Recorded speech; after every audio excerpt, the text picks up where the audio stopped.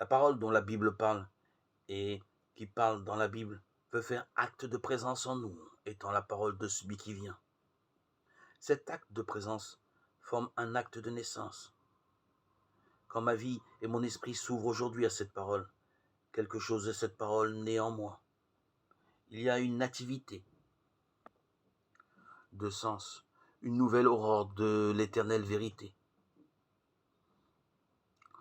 Ce qui de la parole voulait notre écoute et notre réponse s'engendre en nous quand nous l'écoutons et lui répondons. Ce qui du reste est la même chose. Que le Verbe comme homme naisse dans une étable et non dans un palais, fût-ce un palais de la culture, manifeste que nul n'est exclu de cette possibilité, que chacun de nous peut faire de son esprit un Bethléem quand il lit la Bible aujourd'hui.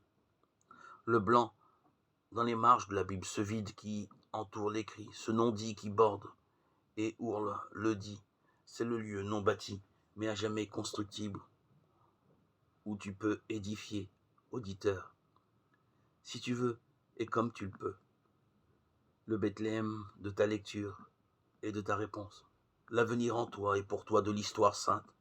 Peu importe que tu fasses dans la hâte et que renaisse en toi un seul mot, un seul verset, car alors tu te coucheras tout à l'heure dans un autre aujourd'hui que celui où tu t'es ce matin levé.